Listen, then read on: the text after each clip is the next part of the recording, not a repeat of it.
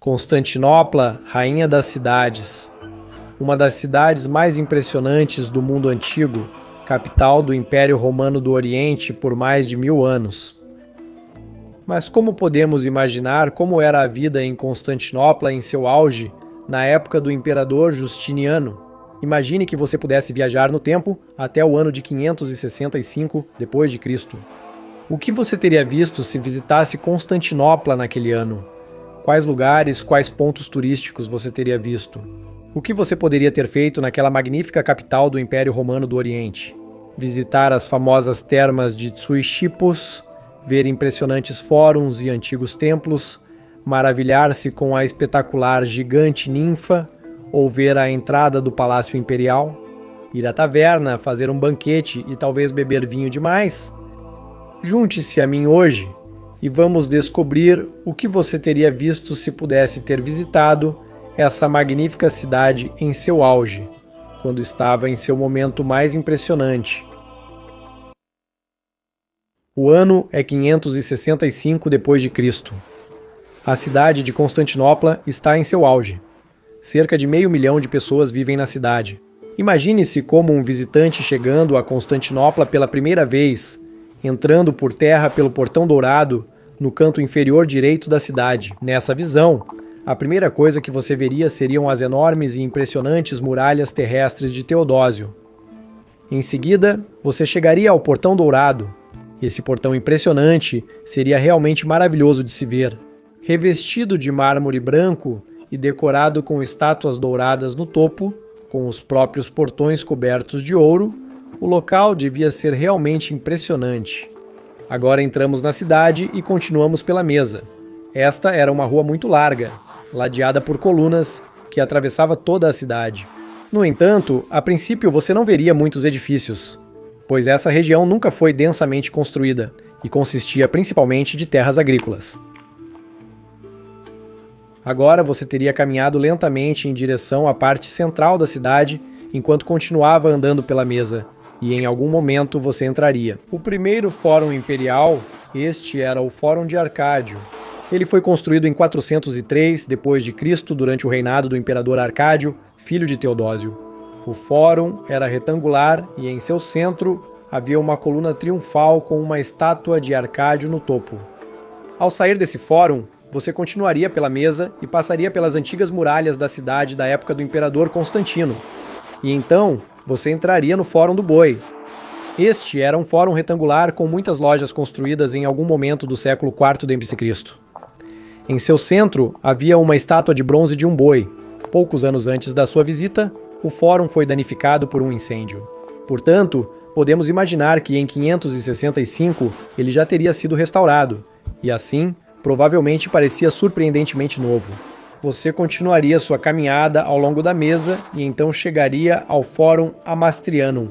De um lado, havia um templo redondo, o Templo de Hélio, mas em 565 ele certamente já havia sido convertido em uma igreja ou usado para outra finalidade. Como os cultos pagãos haviam sido suprimidos, do outro lado daquele esplêndido fórum ficava o Capitólio. Este era um antigo templo pagão, mas após a supressão do paganismo, o templo foi convertido em um local de ensino superior. Agora seria um bom momento para fazer um desvio para um local realmente magnífico, a famosa Igreja dos Santos Apóstolos, segunda em magnificência, apenas para Hagia Sophia. Esta igreja foi iniciada pelo imperador Constantino e finalizada por seu filho, o imperador Constâncio II. Na década de 340 d.C., ela foi construída em forma de cruz. Perto dali, você encontraria o Aqueduto de Valente atravessando a cidade. Essa impressionante estrutura foi construída durante o reinado do imperador Valente, finalizada em 368 d.C. e fornecia água potável para Constantinopla, vinda de 120 quilômetros de distância. Caminhando mais adiante pelo aqueduto, você encontraria em sua extremidade um impressionante ninfeu dedicado às ninfas. E assim, ele continha muitas estátuas pagãs antigamente, que na época da sua visita já haviam sido substituídas por estátuas mais neutras de imperadores romanos ou filósofos. Então, voltando da Igreja dos Santos Apóstolos pelo Aqueduto de Valente, virando à direita no Ninfeu, você chegaria ao próximo magnífico fórum, o Fórum de Teodósio. Este fórum retangular foi originalmente construído na época de Constantino, mas foi posteriormente reconstruído pelo imperador Teodósio em 393. Ele tinha arcos triunfais lindamente decorados e também uma coluna triunfal. Você continuaria seu caminho pela mesa, onde se aproximaria da parte central da cidade, onde havia a maior densidade de edifícios e que continha os edifícios e fóruns mais espetaculares. Nesta visão, aqui você viria da esquerda ao longo da mesa e entraria no Fórum Redondo ou Oval de Constantino. Quando você entrasse nesse impressionante fórum, ficaria absolutamente maravilhado. De um lado do fórum havia outro ninfeu, menor que o grande ninfeu, mas ainda assim impressionante. Mas o que realmente impressionava era a estátua de Atena Promachos, a mesma Atena Promachos que ficava na Acrópole de Atenas. Ela foi trazida para Constantinopla por volta do ano 465 e erguida no Fórum de Constantino.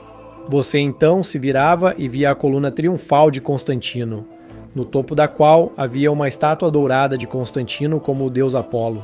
Do outro lado, você veria a antiga Casa do Senado. Esse edifício tinha a forma de um templo em rotunda, mas na época em que você visitasse, ela já não era mais usada como local de reunião do Senado. Não se sabe para que ela era usada em 565, mas pode ter sido utilizada como um local de Assembleia Geral. Agora você sairia do espetacular fórum e caminharia pela mesa em direção ao coração da cidade. Agora, a densidade de pessoas, de lojas e de comerciantes aumentaria ainda mais. Teria sido bastante lotado. Comerciantes de todo o Império Romano do Oriente trariam mercadorias para vendê-las na grande cidade. O território do Império Romano do Oriente estava em seu auge em 565, abrangendo muitos territórios do antigo Império do Ocidente. Portanto, a atividade em Constantinopla devia ser incrível.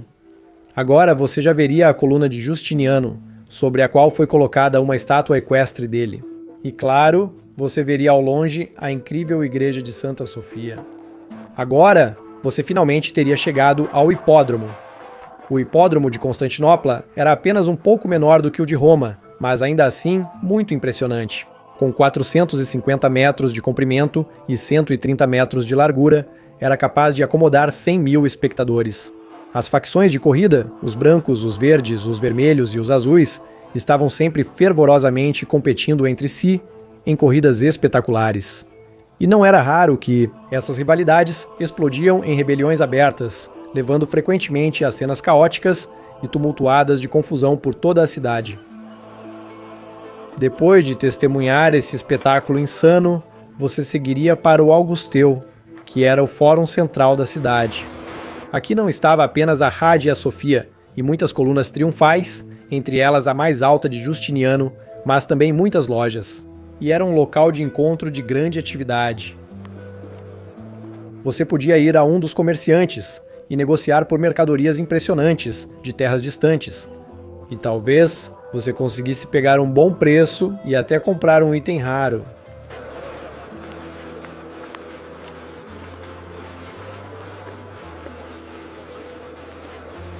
No Augustaion ficavam os maiores banhos de Constantinopla, entre muitos da cidade, mas esses eram realmente impressionantes. Eles foram reconstruídos depois de terem sido gravemente danificados durante os motins de Nica em 532 d.C. e agora tinham um visual muito mais cristão e menos pagão. Mas ainda havia muitas estátuas de heróis gregos e de filósofos lá dentro. Havia salas e horários separados para mulheres e homens, pois as regras morais ficaram mais rígidas com o cristianismo. Havia também muitos mosaicos lindos adornando as várias câmaras desse grande complexo de banhos.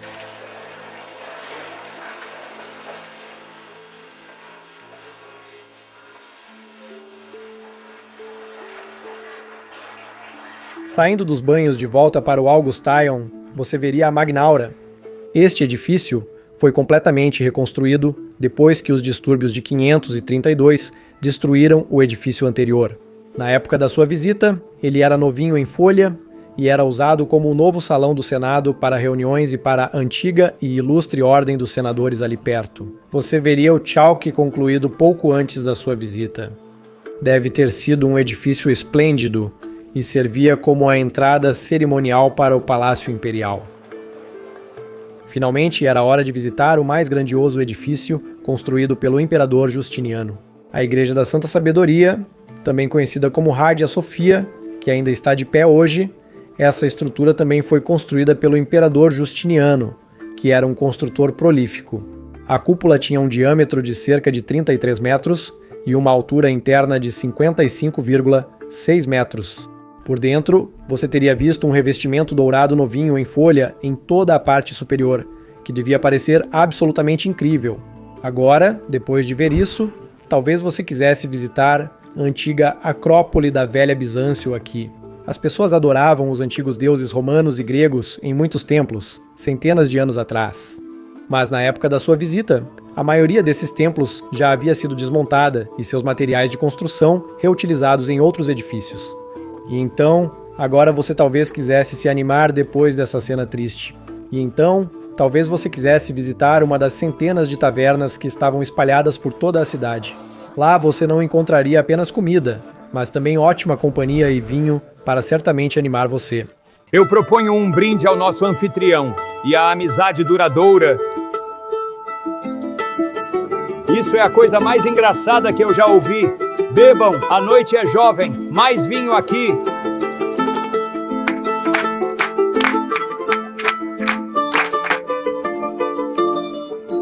Beba, meu amigo.